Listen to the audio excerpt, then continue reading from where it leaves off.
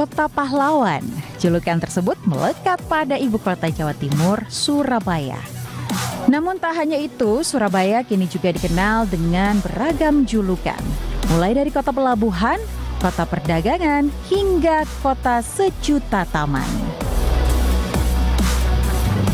Halo pemirsa, kalau dilihat background di belakang saya ini, kira-kira saya ada di mana ya? Pemirsa pasti udah tahu, saya di kota Surabaya. Nah, kali ini saya punya waktu cuma 2 hari untuk menjelajahi tempat-tempat wisata yang ada di Surabaya. Kira-kira saya kemana ya? Karena katanya di tahun 2025, kota Surabaya ini sudah punya banyak sekali tempat-tempat wisata anti mainstream yang bisa dikunjungi. Kira-kira saya tanya siapa ya? Saya kepikiran buat sowan ke tempat Wali Kota Surabaya, Bapak Eri Cahyadi, untuk tanya-tanya langsung kira-kira tempat wisata apa yang harus saya kunjungi. Ikuti saya terus ya.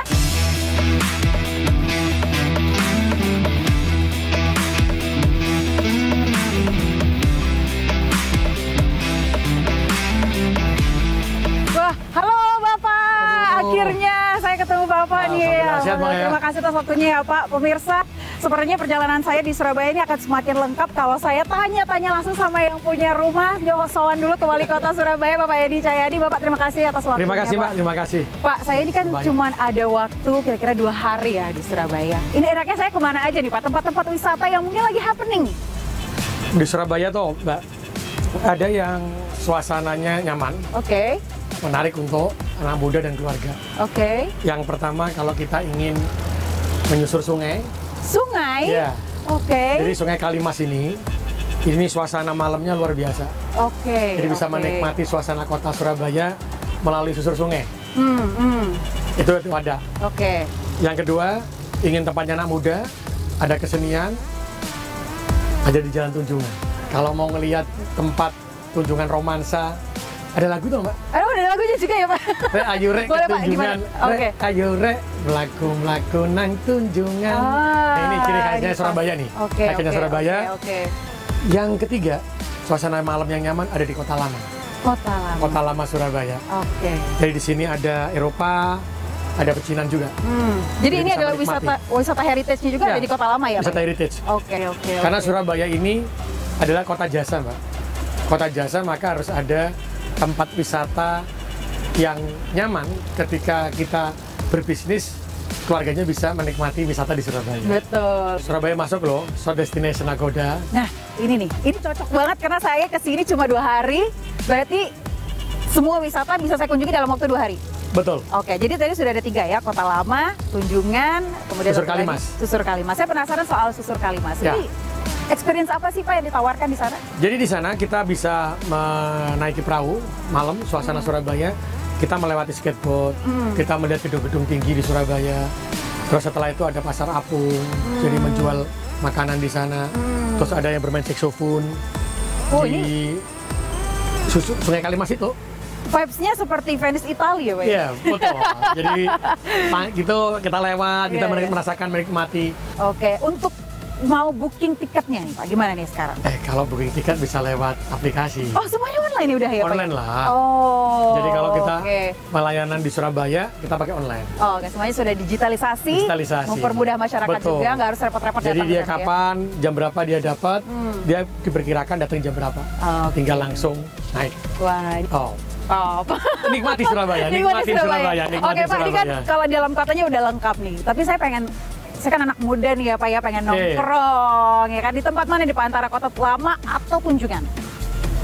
Dua-duanya menarik ya. Tapi yang paling top tempatnya anak muda yang memang datang ingin merasakan kafe yang ada di makanan macam-macam Surabaya, ada di Jalan Tunjungan. Nggak rugi deh. Nggak rugi Pak ya. Datang ke sana, nikmati, pasti ketagihan. Oke, baik. Nah ini maka kuliner sudah ada tadi dikatakan, kalau mau heritage di Kota Lama. Tapi saya kan datang ke Surabaya, ini juga pengen ngerasain alamnya gitu loh Pak. Ada nggak Pak mungkin pengalaman yang kita punya taman yang baru. Taman baru ini, taman yang dulu bekas sampah, tumpukan sampah, kita sekarang jadikan taman. Dan di sana ada semua benua. Semua benua Pak? Ya. Apa juga, maksudnya? Jadi ada benua Amerika seperti apa. Terus miniaturnya. Terus selain itu juga ada tempat bermain anak, udah naik kuda, juga ada tempat makan tapi di bawahnya bambu, Mbak. Pohon bambu. Oh, UMKM, Pak? Ya, UMKM tapi di bawah pohon bambu. Oh, oke. Jadi kalau orang bilang makan seperti bukan di Indonesia dan Surabaya. Di mana dong, Pak? Tahu nih. Di bawah bambu, Korea, Jepang. Jadi orangnya udah nampilin begitu. Dan kita memang di situ ada banyak makanan jajan Surabaya asli besok. Jadi nanti tukarnya pakai koin kayu. Jadi kita bisa beli pakai koin kayu. Itu Taman Harmoni namanya. Di daerah Sukolilo.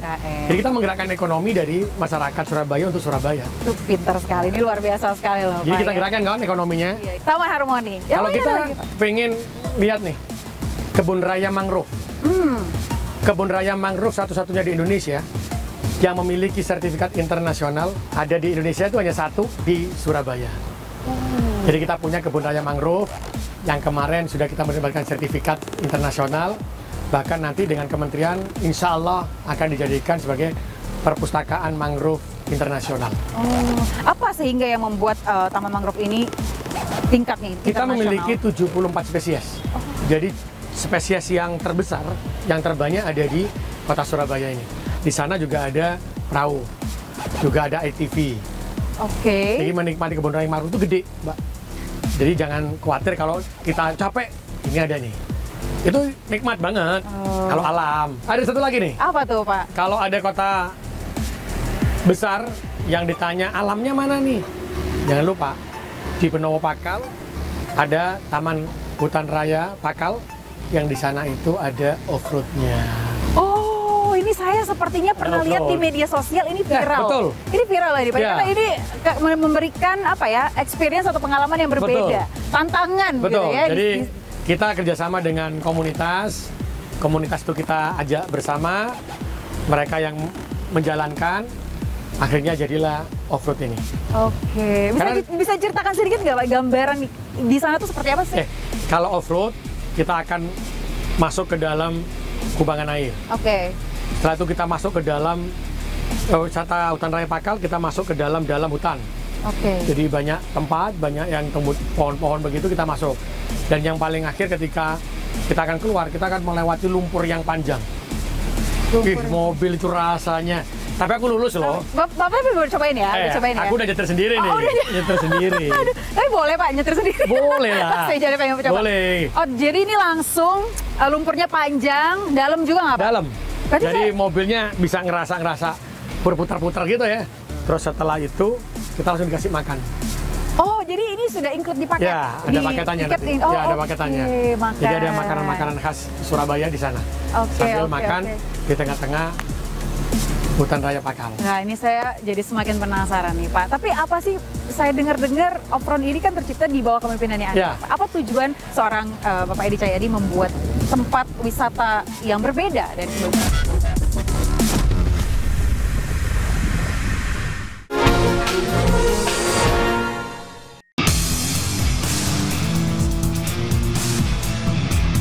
Saya dengar-dengar off-road ini kan tercipta di bawah kepemimpinannya Anda. Apa tujuan seorang Bapak Edi Cahyadi membuat tempat wisata yang berbeda dari sebelumnya? Jadi kalau kita nyampaikan Kota Lama, Taman Harmoni, Kebun Raya Mangrove, setelah itu Pakal ini ya, off-road Pakal, juga Tunjungan, itu memang saya bentuk di tahun 2023. Saya berpikir begini, kota ini adalah kota yang didatangi oleh banyak orang. Dia otomatis jasa. Jadi saya berpikir jangan dia hanya jasa terus pulang. Maka saya harus membuat tempat-tempat wisata yang mereka nyaman untuk nongkrong, mereka nyaman untuk nikmati. Maka kita bentuklah tadi. Sehingga apa? Ketika ini orang datang akhirnya tidak langsung pulang dari Surabaya, maka hotel kami bergerak, wisata kami bergerak. Akhirnya mereka juga datang tidak sendiri, mengajak keluarga. Maka secara otomatis ekonomi kami bergerak, UMKM kami bergerak. Karena Surabaya ini beda, Mbak. Saya pimpin, saya tidak ingin lagi pemerintah itu membuat program, masyarakat menjalankan. Tapi hari ini saya membuat program, saya sediakan tempat komunitas yang mengisi. Jadi masyarakat yang mengisi. Jadi Kebun Raya Mangrove itu juga ada makanan yang nanti kalau ke sana jangan lupa coba itu banyak itu makanan-makanan yang khasnya, ada bandeng, ada macam-macam. Itu adalah UMKM asli yang tinggal di kawasan itu. Karena itulah tadi saya bilang, untuk menyelesaikan kemiskinan, untuk menyelesaikan pengangguran, maka secara otomatis kita membuat tempat-tempat yang menarik untuk orang datang, tapi dipegang langsung oleh komunitas-komunitas dan warga setempat untuk ekonominya bergerak. Tapi nggak sia-sia, Mbak. Makanya tadi saya sampaikan, alhamdulillah dengan 6 ini, maka Surabaya masuk dalam short destination. Short destination, luar biasa. Dalam waktu yang singkat ya Pak ya? Dalam waktu singkat. Cepat banget. Saya juga nggak nyangka maksudnya. Tapi Pak, ini kan kita penasaran juga ya, di bawah kepemimpinan Anda, ke depannya rencananya seperti apa, khususnya di sektor wisata? Jadi Surabaya ini, saya punya visi misi menjadi kota dunia yang humanis dan berkelanjutan. Dan Surabaya ini, kalau kita lihat hari ini, saya akan kembangkan 2 yang besar. Karena Surabaya ini memiliki rumah sakit yang luar biasa, banyak. Dokternya juga luar biasa. Tenaga kesehatan dan dokter di Surabaya ini kita membentuk medical tourism. Jadi nanti ketika ada orang, mohon maaf nih, yang berobat ke luar negeri, bisa melihat dokternya siapa saja yang di Surabaya. Jadi ketika mereka datang akan berobat, maka dia langsung bisa pesen hotel mana yang saya tempati, rumah sakit mana, biayanya berapa, kita langsung jemput mulai dari bandara. Medical tourism kita kembangkan. Yang kedua adalah sport tourism. Surabaya ini terkenal dengan kota olahraganya. Jadi kita sudah punya banyak lapangan, sehingga nanti pertandingan-pertandingan juga kita lakukan di sini, pertandingan nasional dan internasional. Kita kan satu udah digunakan. Terakhir FIFA Matchday ya Pak ya. FIFA Matchday, Timnas. Terus kemarin lomba voli internasional U21 juga di Surabaya. Itu yang kedua. Kemarin juga sebelumnya Proliga di Surabaya. Jadi kita sekarang lagi membentuk sport tourism dan medical tourism, sehingga bahkan banyak yang datang ke Surabaya. Wah, ini visinya sangat-sangat clear ke depan untuk membangun Surabaya dan mengajak masyarakat nasional maupun internasional untuk berkunjung ke Surabaya dan menjadikan Surabaya menjadi tempat-tempat pertandingan internasional khusus untuk sport tourism. Oke Pak Edi dan juga pemirsa, ini sepertinya perjalanan saya di Surabaya setelah berbincang dengan Anda akan dimulai di Kota Lama dulu nih. Saya udah nggak sabar melihat suasana Kota Lama di malam hari, kunjungan di malam hari. Iya, betul sekali. Susur sungai yang malam hari. Iya, betul sekali. Sepertinya itu rencananya. Kalau begitu terima kasih Pak Edi Cahyadi atas waktunya. Semoga bisa menikmati Surabaya. Usai berbincang dengan Bapak Wali Kota, ini saatnya menikmati suasana sore di Kota Lama Surabaya. Kota Lama Surabaya adalah warisan sejarah dengan daya tarik arsitektur bangunan kolonial yang megah, jalan-jalan yang syarat sejarah, dan suasana nostalgik yang sangat kental. Pemirsa, perjalanan saya di Surabaya dimulai dari Kota Lama Surabaya untuk melihat nuansa sejarah berpadu dengan nuansa modern. Semenjak direvitalisasi pada tahun 2023, tempat ini banyak sekali diminati baik turis lokal maupun dari luar kota. Nah, kira-kira seperti apa ya suasananya di sore hari? Saya ingin menghabiskan waktu saya di waktu senja ini untuk berjalan-jalan di kawasan Kota Lama Surabaya. Tak hanya Kota Lama, saya juga akan berkunjung ke salah satu destinasi ikonik yang ada di kota Surabaya, yakni Kalimas. Nah, pemirsa, saya sudah sampai di Kalimas. Ini adalah tujuan kedua saya di Surabaya untuk menyusuri Kalimas ini. Kira-kira sekitar 15 menit.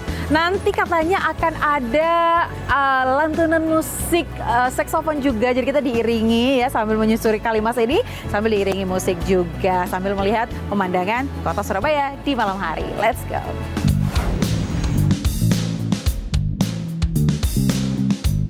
Nah pemirsa, sebelum kita menyusuri Kalimas, kita harus terlebih dahulu booking tiket secara online di websitenya tiketwisata.surabaya.go.id.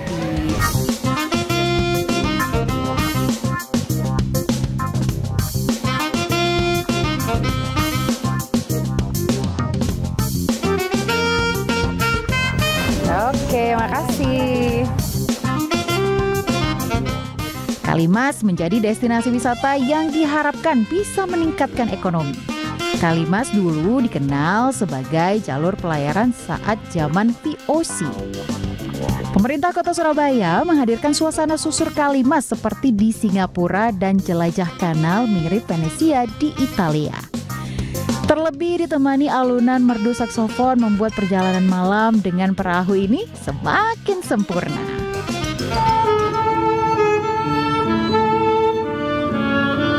Pemirsa, hanya dengan membayar Rp10.000 saja saya sudah dapat menikmati pemandangan Kota Surabaya dari Sungai Kalimas diiringi alunan musik saksofon. Itu ada pemainnya langsung, luar biasa ya.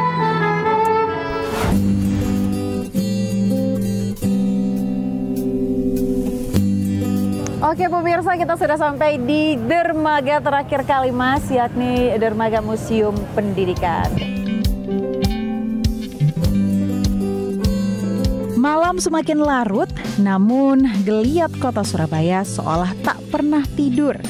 Semakin malam, kota ini justru semakin indah dengan beraneka hiburannya. Tak lupa saya berkunjung ke kawasan romansa di Tunjungan yang menyuguhkan tampilan yang memadukan konsep lifestyle, modern, dan heritage. Tunjungan romansa menjadi salah satu tempat favorit di Kota Surabaya pemirsa, menawarkan konsep modern, lifestyle, dan juga heritage. Tempat ini ramai sekali pada saat malam hari karena selain menyajikan seni budaya dan juga kuliner, tempat ini juga banyak sekali spot-spot estetik yang cocok untuk bersuah foto. Jadi kita lihat. Kawasan Tunjungan romansa rata-rata setiap harinya bisa dikunjungi 1.000 sampai 2.000 wisatawan. Dan jumlah ini terus meningkat di akhir pekan.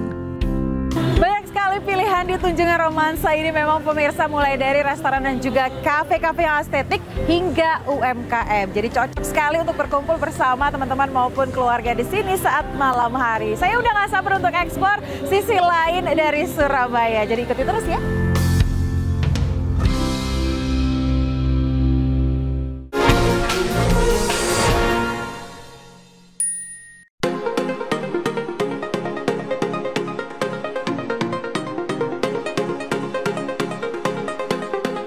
Hari yang cerah menyambut hari kedua saya di Surabaya. Saya pun tak sabar untuk berpetualang di alam hari ini. Destinasi pertama saya yang akan kunjungi yakni off-road di Hutan Cemara. Off-road Hutan Cemara ini berada di Kecamatan Pakal, Surabaya, Jawa Timur dan resmi dibuka pada Juni 2025 lalu.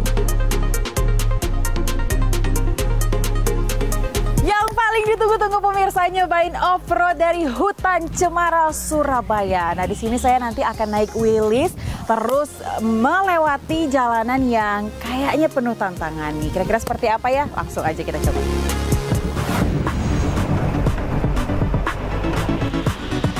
Off-road Hutan Cemara ini dibuka Sabtu, Minggu, dan hari libur nasional.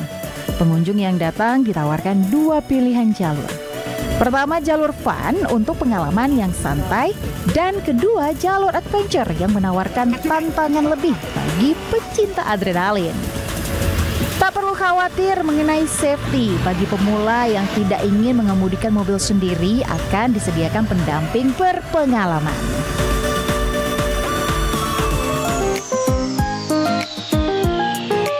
Halo, selamat siang. Halo, Saya Ayah. Halo. Saya rencananya hari ini mau cobain Hutan Cemara off-road. Ini kira-kira mobil apa nih disiapin untuk saya, Mas? Ini udah disiapin mobil Willys. Ini mobil tahun 44 ini. Tahun 44? Ini kondisinya masih oke banget. Oh, oke. Ini saya nyetir sendiri nih. Boleh, tapi untuk hari ini mungkin didampingi dulu sama Pak Dedet. Ini Pak Dedet, halo Pak Dedet.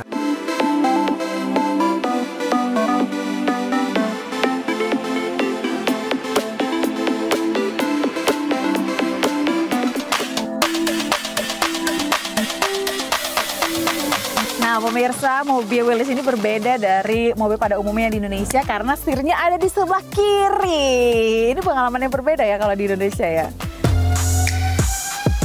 Oke Pak, let's go!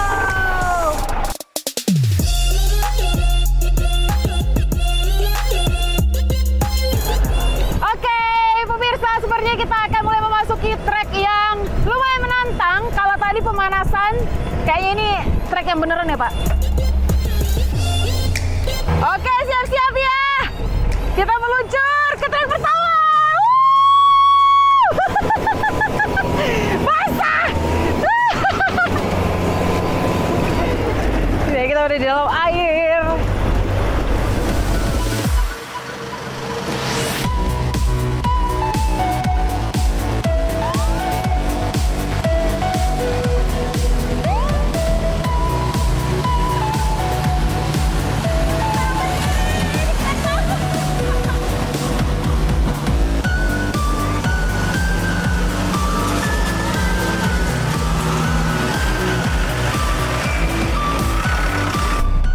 Ini beneran memberikan pengalaman seperti kita berada di dalam hutan, mengendarai mobil wheels ini di dalam hutan. Seru banget. Ini bukan kayak Surabaya yang saya tahu.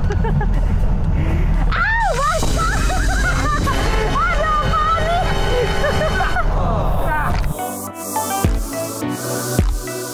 Nah, bagaimana jika tidak ingin off-road? Nggak perlu khawatir, pengunjung area Taman Hutan Cemara Pakal juga bisa menikmati keindahan alam dan berkemah di area ini.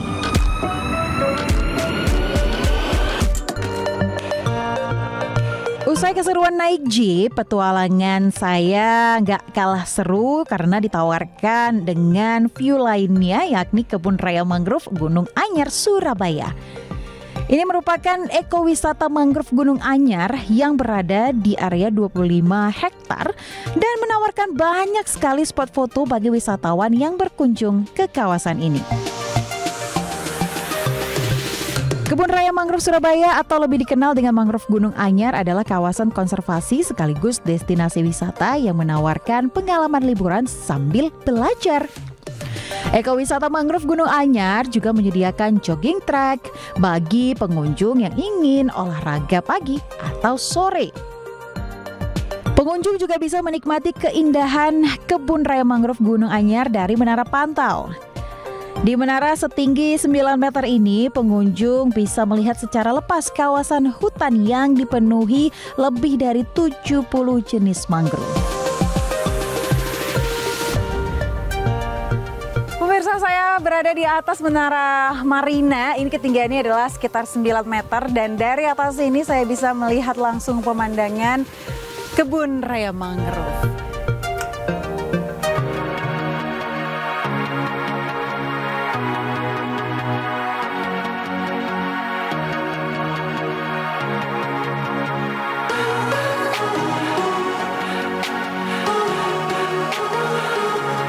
Wah pemirsa, saya baru tahu ternyata mangrove bisa diolah menjadi berbagai macam bahan. Ini minuman, makanan, hingga kosmetik. Menarik ya?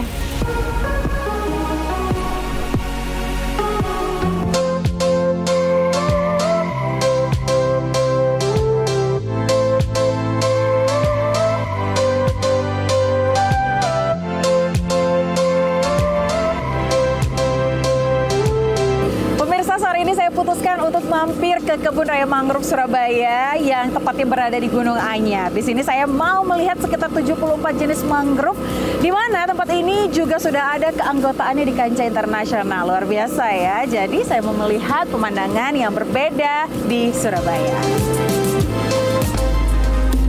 Selain sebagai pelestarian, Kebun Raya Mangrove Gunung Anyar juga menjadi tempat rekreasi. Pengunjung bisa menikmati kawasan kebun raya ini dengan menggunakan perahu. Nah pemirsa, itu dia yang saya maksud, pemandangan sejumlah gunung yang ada di Pulau Jawa. Salah satunya ada Arjuna dan juga Gunung Anjas-Moro.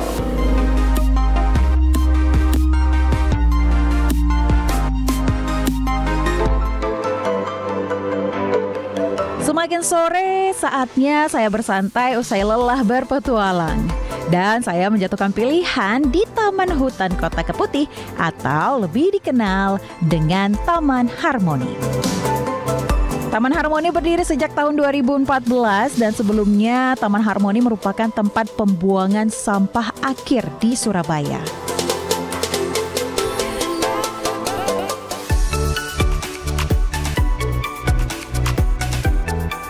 Taman Harmoni menjadi ruang terbuka hijau dan oase yang menyegarkan bagi warga Surabaya. Salah satu daya tarik dari Taman Harmoni ini hadirnya beragam zona tematik yang ditata rapi dan memunculkan kesan estetik. Seperti Taman Bunga Matahari, Taman Bunga Celosia, dan Taman Bambu. Bagi yang hobi foto, di Taman Harmoni juga terdapat hutan bambu yang rindang yang pastinya cocok dijadikan spot foto yang instagramable. Benar sekali apa yang dikatakan oleh Wali Kota Surabaya Eri Cahyadi, pemirsa, bahwa kota Surabaya ini cocok sekali untuk menjadi pilihan liburan singkat Anda. Dan hari ini Taman Harmoni yang menawarkan konsep Harmony of the World menjadi pilihan terakhir saya di kota Surabaya untuk dikunjungi. Karena kalau saya lihat-lihat, taman ini menarik ya, menawarkan konsep benua-benua yang ada di dunia untuk dilihat lebih dekat. Cocok sekali untuk Anda membawa keluarga bersantai dan mengenal dunia lebih dekat lagi.